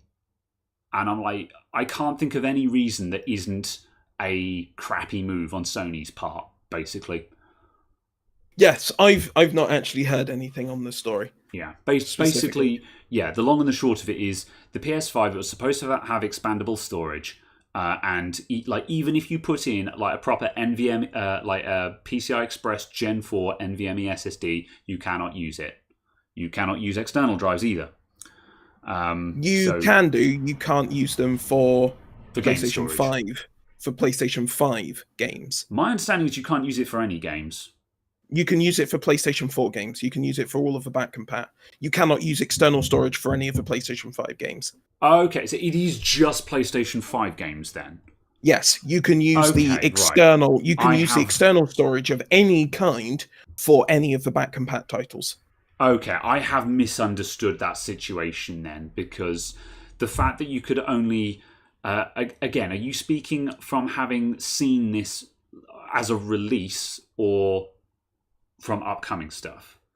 I don't know if it was on a actual release edition console, but it was on the consoles that were supplied to Digital Foundry. So on the physical hardware that was supplied to Digital Foundry, they were able to demonstrate this. Okay, yeah, because That's fine. Yeah, that's fair. And also, this is the message that they've been pushing the entire time, is that you will not be able to play PS5 on external storage, but you can use your back compat library. Yeah, you will be able to use specifically, officially sanctioned specific drives for PlayStation 5 games. And I think that is the part that they're saying doesn't work currently. Okay, yeah, I was going to say the bit that I'm seeing here, I must admit, this is The Verge. However, it's simply just because they were the first people that came up. The PS5 features a dedicated internal slot that can theoretically fit a standard M2 SSD. However, the slot is disabled out of the box. This is reserved for a future update, said Sony. So the M.2 slot is disabled. Fine. Okay. So a clarification on the issue there. Yeah, the M.2 slot is disabled and is reserved for a future update. Yeah, but you can take a USB-A to SATA adapter, click an SSD into that, plug it into the drive, and the USB on the back, PS4 games. Okay, and you can, if you own a PS4 with downloaded games, you can plug that drive into that PS4, go export to external storage, pull it out, plug it into the PS5, and then basically play the game. That's pretty cool then. Okay, that's tolerable then. I mean, I would like that M.2 slot to work, but the fact that there is another method you can use, that is fine. So yeah, I'm jumping the gun on that in that case. Yeah. So you can do all of that. So yes, that works, and that's the same as the Xbox. Yeah. The Xbox will let you do that for Xbox One games. Yeah. And in general back compat games, but as far as I know, they will not let you play the new games, the series only games. Yeah. From anything other than the internal storage. Yeah. See, that is 100% reasonable as far as I'm concerned, purely because, like, taking the PS5, for example, is like, the PS5, it's got all this magical internal SSD that can be accessed by the graphics card and stuff like that. And, like, yeah, of course, the PS5 games are going to be built specifically with that hardware in mind. That was the point from day one. And if they make it so you can run PS5 games from other sources, then that's not going to work. So, of course, they wouldn't let you do that. So, that's fine. Yeah, I relinquish my criticism. That's why. And that's why there for the PlayStation is going to be the certification program. That certification program will say these drives will work with PlayStation 5 games. I think this will work for games. This will work for PlayStation 5 games. Yeah. I think possibly there's some mileage in me going sort of, I think they should have had a couple of drives certified for day one. Because let's face it... I'm imagining that there aren't actually any drives that exist that are good enough. Really? I can fully believe that. Huh. Okay. The drive's pulling 12 gigabytes a second. Is that really what they're getting? 12 gigabytes effective throughput per second. Woo, that's RAM speeds, man. That's literally RAM speeds. That's the speed that they were kind of saying. This is what we expect our decompression and stuff. And, the total peak figure, but yes. So it's kind of a case of it's just like, we're going to need the very latest of PCIe Gen 4 drives.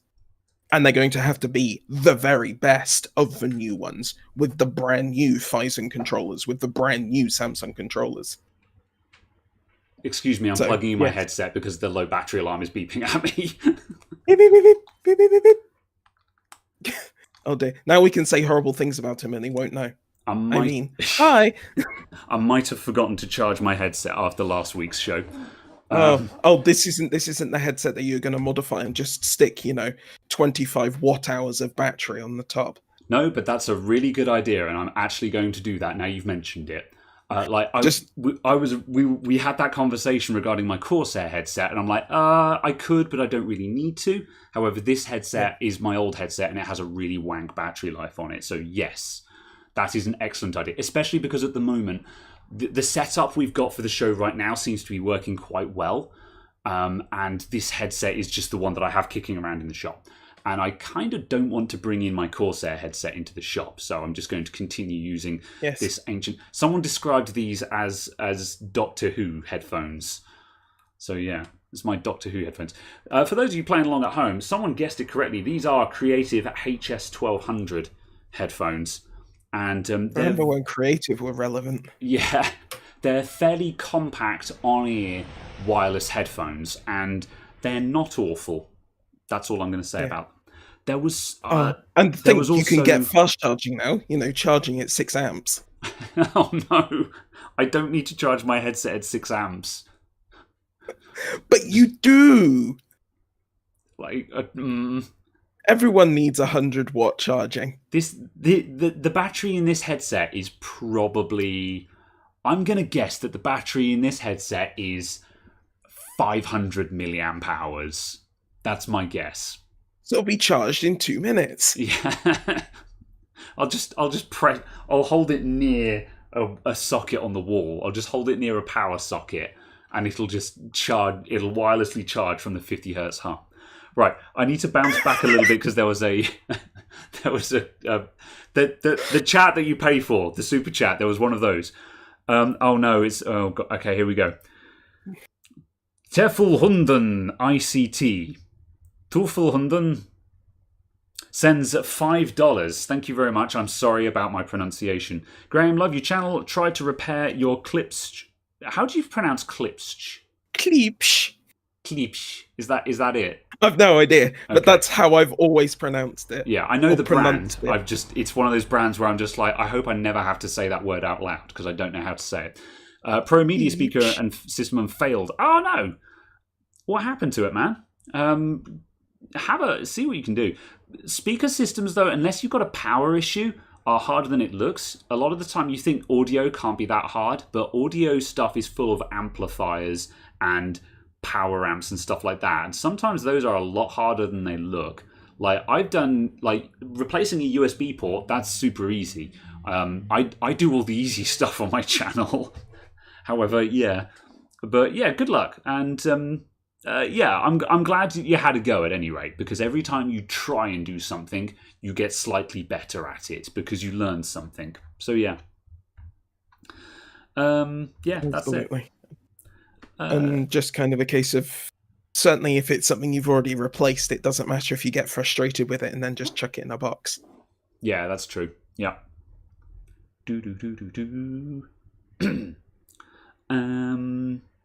Let's see. You don't want 6 amps running across your head. No. I was thinking about a detachable battery. Sorry, when we're saying this, I was envisioning a detachable battery that you connect via, like an XT40 or Dean's, Yeah. What do we got? I've got my 4-cell. I got my 4-cell 1300. That can just, with a bit of that, we'll put that there, and XT60 into the side. And then you put another one on the other side. Then you cut out from some paper some little cat ears. Some little cat ears to hide them. Now it's oh no, I've forgotten the name. Miko. What's the Caramel Dancing? Yep, we'll make a Caramel Dancing headset with LiPo batteries. It'll be amazing. Yep. That's it. Absolutely. Project. However, I definitely wanted to have... Yeah, I need an XT60 powered headset, definitely. Mm-hmm. So, yeah. Don't forget the antenna. Well, I can use the microphone for that. This is the worst microphone in the history of microphones, perhaps ever. And I will never use it. So that could kind of be an antenna. Maybe. Can't wait for the wisps of smoke. Quite so. We need a topic. Have you seen anything interesting going on in chat? No. Just more ramblings about horrific headset modifications and just generally lipoing everything up the wazoo. Cigar New Pain. I have a sorry if I butchered your name as well. I have a Lenovo 590. It was dead and burning VIN section, so I changed AO4407. Oh, MOSFET. Okay. After you check, the board is on, but charging showing 255% without the battery. Good grief. That's an interesting one. I am successfully charged at 225%. Yeah, 255% without battery. I mean, that sounds like the battery charger section is screwed. So on a motherboard, you've got your main power rail, then somewhere near the battery connector, there's going to be 2 or 3 MOSFETs. And you'll have one MOSFET that handling power from the battery into the system. And then there'll be 2 MOSFETs that are the battery charger that handle the main power rail charging the battery. So there's 2 ways that the battery connects into the system. There's the charge and the discharge path. So that's where you need to be looking. And also there'll be a controller that is running that battery charger show, and there will also be current sense around that area, where there'll be a current sense resistor where the battery charger is measuring amount of power going to or from the battery. So my guess is the battery charger chip is screwed, or the current sense circuit around it. That's all I can tell you without looking at it. But yeah, something in that battery charger is screwed. However, I can't help but wonder whether you might need to just quit while you're ahead. If you've got a laptop that starts and runs, that might be as close as you're going to get. So that's my take on that one. Absolutely. Random question about the Cooler Master case. Was it a Q300L that we got, or was it the 400L? It was the 400L. The bigger one. Yeah. Yes. Okay. Do you still have that? Yes. Or did it actually get used for a build? Because I can't remember what actually ever happened. It's your case. That. You bought it and you sent it to the shop, and it's sitting out in the back room waiting for you to tell me what to do with it. Yes. Indeed. It's only because someone asked a question about the 300L, and I couldn't remember if it was that one or... Yes, the 300L is the micro ATX version of it. It's basically identical, but it's micro instead of full ATX. I guess the comment on that is, but it's micro ATX. Yeah, true. Micro ATX is kind of dead. There's choice of motherboards is bad, is the problem with micro ATX. Yeah. I want micro ATX to be a thing because for everything else, micro ATX is all right. You get a really good balance of compromise where you can do a moderately compact system with a huge graphics card in it. But just choice of motherboards is bad. I guess, yeah. My only comment with that is always just the fact of, or you could get a small ATX case. Yeah. And just actually have a full-size ATX motherboard in a case that is probably actually slightly smaller. Corsair 220T. It's a great case. Unknown stamped tin box. You shush. Night Fusion with a super chat there of £2. What's up, Night Fusion? How you doing? My phone charger gives me anxiety. It's 5 volts, 24 amps. What standard is that? I'm presuming it's an Oppo with VOOC Extreme or something. Does it have a cooling fan on it? I'm guessing it's got a cooling fan on it. I don't know. But why would you do 5 volt 24 amp? I was going to say, surely at that point it's going to step up to 9 volts. I was going to say, why wouldn't you just do 24 volt 5 amp? Is that a standard kind of thing? Well, I suppose that would be power delivery. Not as a standard, but just kind of as a case of that would surely generate lower heat. Yeah. Because there's less electron flow. It's a Xiaomi Mi 10 Ultra. I don't know the Xiaomi very well. It's a what? A Xiaomi. Is that not how you pronounce it? Xiaomi. Xiaomi. Oh, come on, that wasn't bad. I wasn't a million miles off. I'm not sure if you're laughing or not, if you've just muted. No, I haven't muted. Okay, Discord completely filtered out your laugh there. And you were just sitting there grinning at the camera. And I'm like, I think he's laughing, but I can't hear it. Either way. Xiaomi Mi 10 Ultra. Do you have to say it with that particular inflection? Xiaomi? I mean, kind of. The problem is I've only been told it with that singular inflection on it, and I know that Cantonese is such a heavily tonal language that I don't want to change the tone of it. Fair enough. To end up saying something like, your mother is a dog. I mean, it's like my favourite thing with the fact of, my father is 47 years old and my father has 47 anuses. Is literally the same words in Spanish, but there's a inflection on one of the letters. Oh no. That's it. And I'm just like, languages. Why did we do this, languages? This is horrific. That's terrible, Muriel. You know, and also the fact of capitalization is the difference between helping your Uncle Jack off of a horse and helping your Uncle Jack off a horse. Quite so. On that bombshell, I'm going to bounce back to Micro ATX motherboards because a couple of people are just like, oh, what about this one? And I'm like, you know what? What about this one? There was an MSI Mortar B550. I really like... I've got a love-hate relationship with MSI right now, I can tell you that much. However, I have never seen their motherboards do anything good on the RAM front. Yeah, I'll agree with that. Literally every time I've seen XMP issues, it's been an MSI motherboard. You remember, literally today, you remember I was telling you guys about that 5600X and the 37 Founders Edition that was having MSI issues? Sorry, MSI issues. Well, yeah, it was having MSI issues. It was having XMP issues, MSI motherboard. However, the B550 Mortar, yeah, that is a nice board. I'll give you that one. Also, someone also mentioned the Tough B550. What's that one? I like the Tough series. Asus Tough B550. Let's get a load of this. Was it also Corsair Pro RGB RAM? No, it was not. It was Crucial Ballistics. Good God. Yeah, the Tough Gaming looks good. Is that... Oh, no, it does have two M2 slots. For a minute, I thought it only had a single M.2 slot, and I'm like, So, yeah, that's got four RAM slots on it as well. Did the MSI have 4 RAM slots? Although, I don't know how much I actually care about having 4 RAM slots. Yeah, the MSI had 4 RAM slots as well.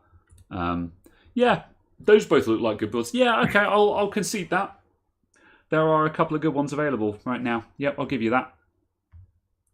Yeah, I mean, it's been a while since I've looked at Micro ATX because, as I say, I'm just like, there are cases around that will give you something that is about the size of a Micro ATX case with full-size ATX in it.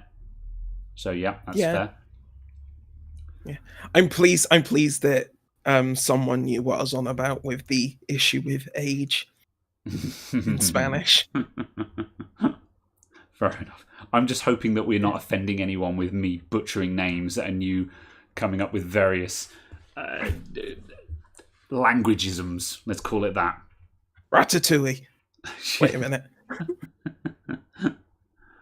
The Mortar is the shorter version of the Tomahawk. Yeah, pretty much. Yeah.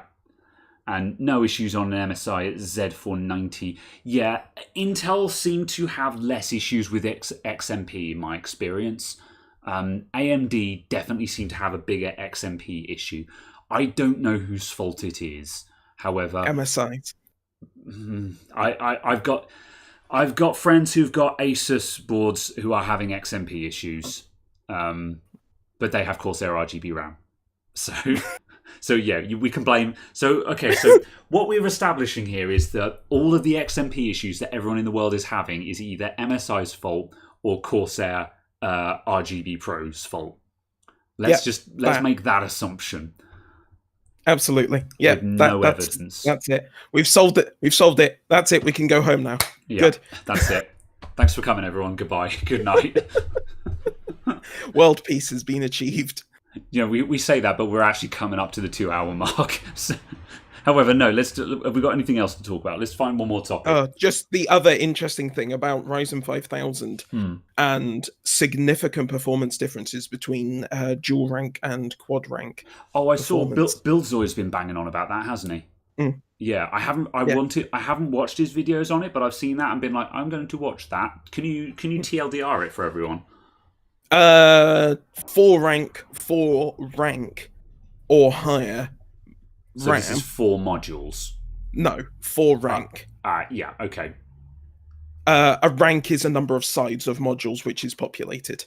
Yes. A module can be 1 or 2 rank, depending on whether it has memory chips on one side or both sides. I always get it mixed up. Yeah. Okay. Yeah. Ranks are not channels. Yeah.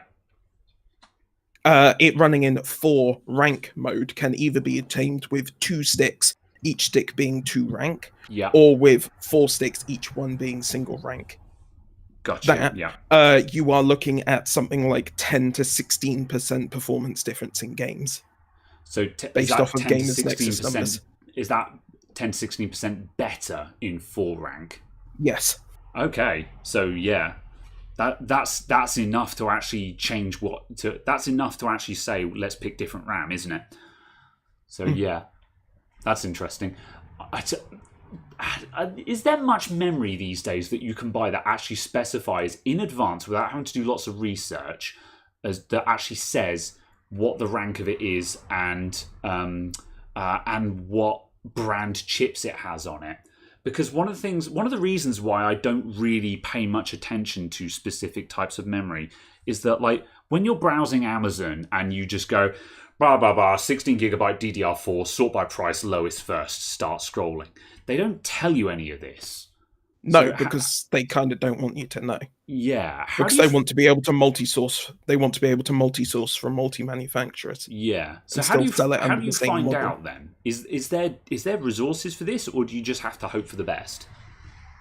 Maths. Part of it is maths.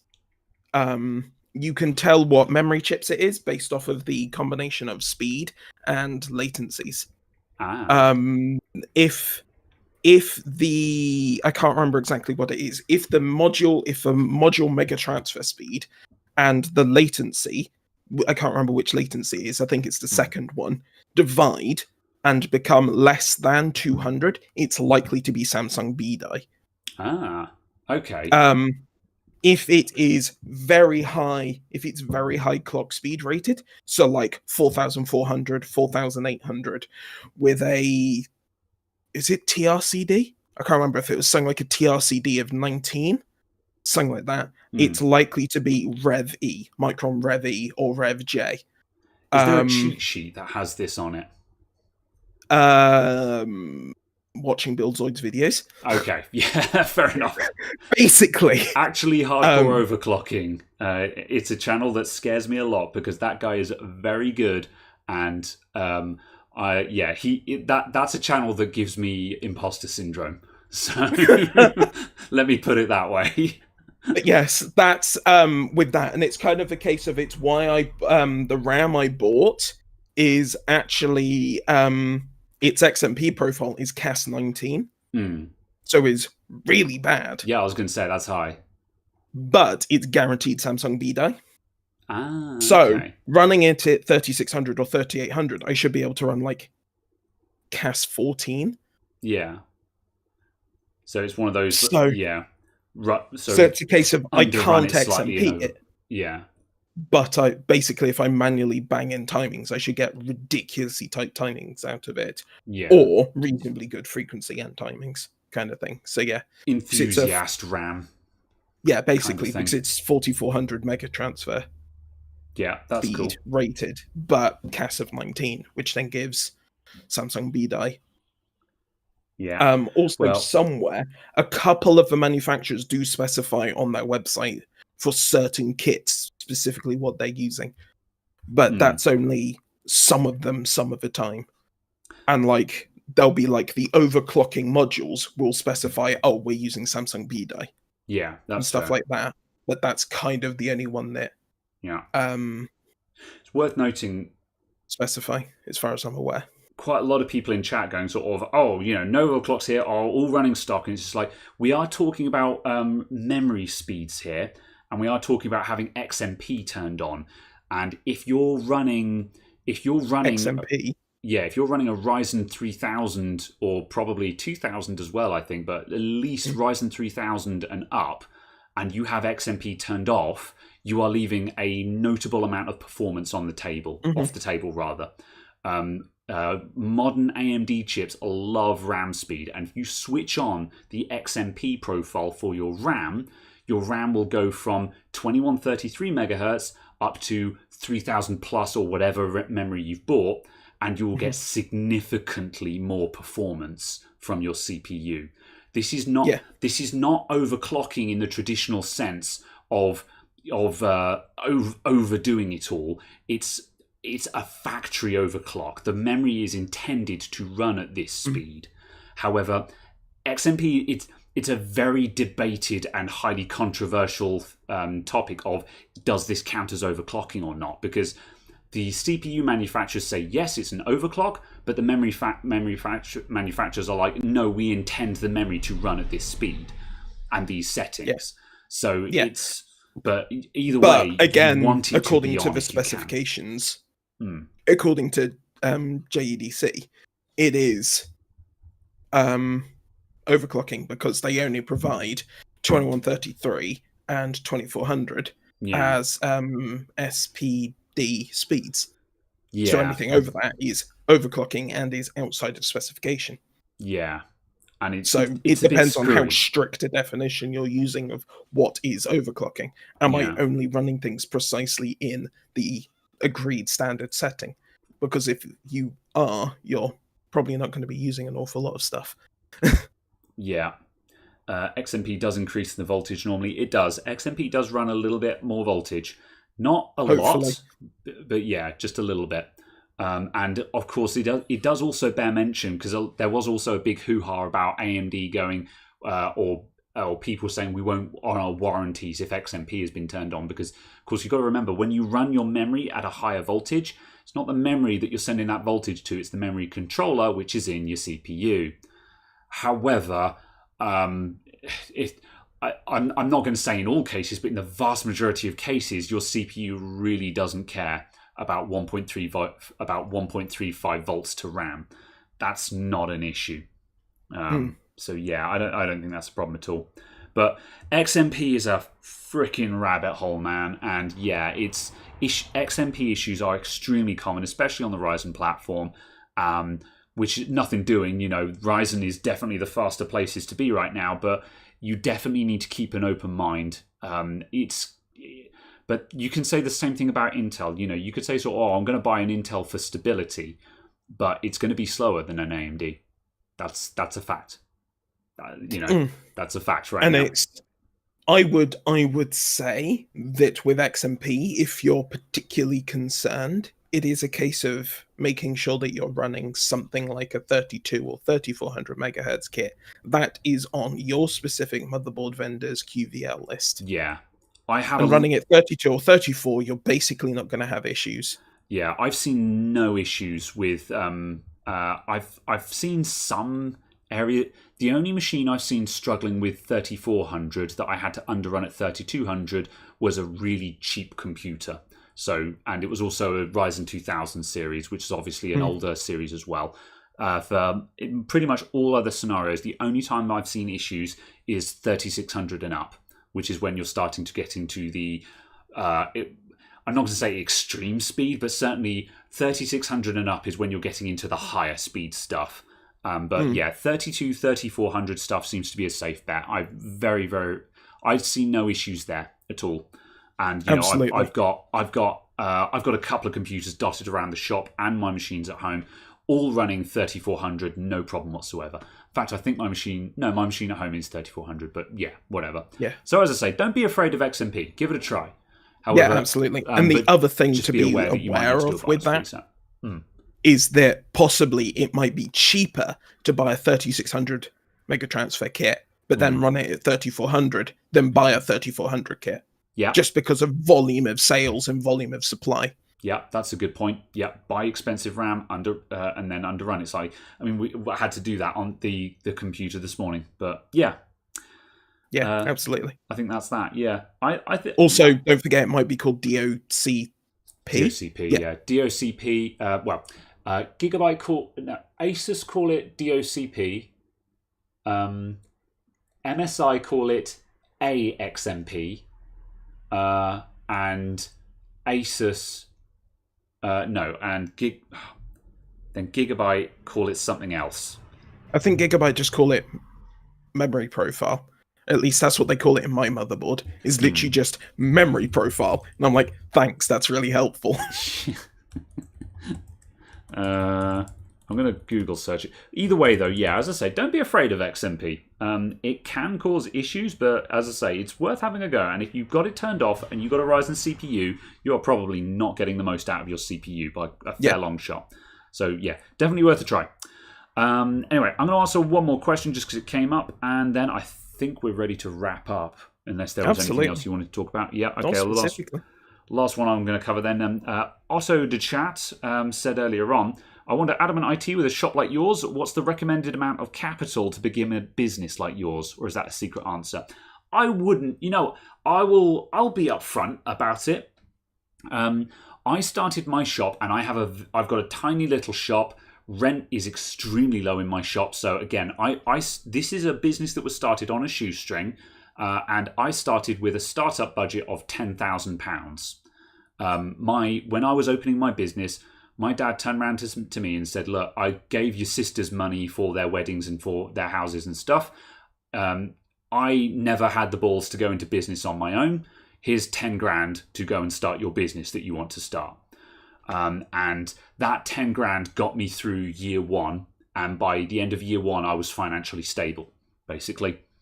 And it also paid for the cost of getting into the shop, because obviously you've got your rent, you've got the security deposit, you've got the solicitor's fees, you've got the insurance, you've got getting the utilities in, you've got any equipment you need to buy, you've got the cost of building the counter in the shop, and just physically building a counter costs, a few £100 and stuff like that.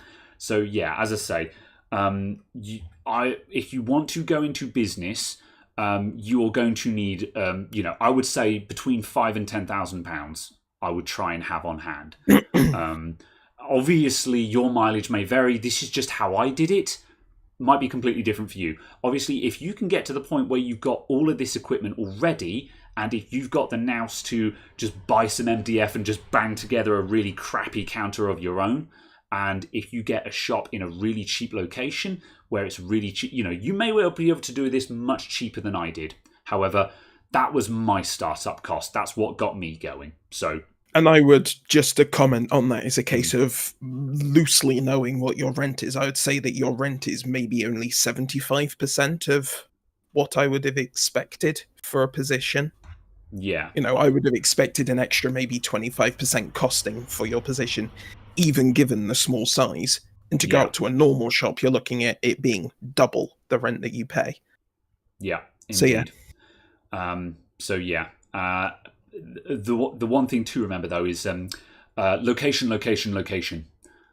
You need to. There is the old adage of build it and they will come. However, you've got to build it where they can see it. But starting a computer shop on the back end of an industrial estate where there's no footfall, bit of a sketchy place to start. You may well struggle. If you're starting in the middle of an industrial estate in the back end of nowhere, you may as well be operating out of your bedroom and not have the overheads in the first place. So yeah, if you're going to get a physical premises and actually open a shop, make sure you do it in a place where people can see it. Doesn't have to be central high street because that's expensive. Look for secondary position. Like my shop is secondary position. I have a high street address, but I'm at the very, very, very top of the high street. So I'm right on the very edge of town. But I'm directly opposite the main car park for the town. So people, they come into town, they park their car, they walk out of the car park, and I'm right across the road. And then they walk down onto the high street. So I have secondary position that makes my shop very cheap. However, I have direct visibility for where everyone is walking to and from. So that's what makes my position work. Also, reviewing and playing more RPM. Thanks for the $5 Canadian. Dollary days. Indeed. Canadian rupees. So yeah, I think that's about it. Graham should move in with Teddy Bear Corner across the street. Ha! That's funny because that's the name of the shop across the street. Teddy Bear Corner is a really cute little shop. Yeah, that's it. And yeah, my shop is indeed the shed on the side of a hotel. Right, have we got anything else? I think we're done. Yeah, I think that's it. There was another good question from Noel Dowds about musical tastes. However, we are out of time. I'd love to answer that another day. I like lots of different music, but my sole comment on that is I'm going to say that I got the Linkin Park limited edition Hybrid Theory pack. That looked sweet. I saw that. That looked like a really sweet CD. No, it's not a CD. Oh, what is it? It's a full-on gift box. Oh, cool. So yes, with an actual vinyl in and stuff as well. So that's pretty cool. Mm-hmm. God, Hybrid Theory was a good album. Like, everyone makes fun of Hybrid Theory, but you can say what you like about Hybrid Theory, but that album was fucking unstoppable in the day. That was unstoppable. Right, we've got to go. Otherwise, we're going to start talking about music. And I would love to do that. However, I think everyone's got places to be. Someone remind us next week. No, we can't have it. Well, we can. We can absolutely. Someone remind us next week. Music. Yeah, someone remind us next week to talk music. Also, Rip Chester. He was a good guy. Good guy. Pink Floyd. I love the Division Bell. Not really interested in any of the other stuff. Next time we're going. Goodbye, everyone. Thank you for coming. Good night. Farewell. Thank you for all the super chats. Please join the Discord. Yep. Thank you for all the super chats. Please join the Discord. The links are in the description down below. Follow me on Twitter and stuff like that so I can be relevant on Twitter. If you feel like this has been worthy of your money, there is also a Patreon which you can subscribe to, which will even get you special perks in the sense of an extra channel in the Discord server. That's it. There aren't really many perks, but if you do like it and you want to pitch in, always appreciated, never required. Past that, I've been Graham. That's been Caradog over there. Thank you very much for tuning in, everyone. I'm going to hit stop. We're ending. Good night. I will see you. We'll see you next week. And if you want more content from me personally, I will be on Twitch tomorrow at 7 p.m. UK time. Twitch.tv/NethSM. Thank you and good night. Bye, everyone. I'm hitting end stream now. Bye. And it's done. We're off.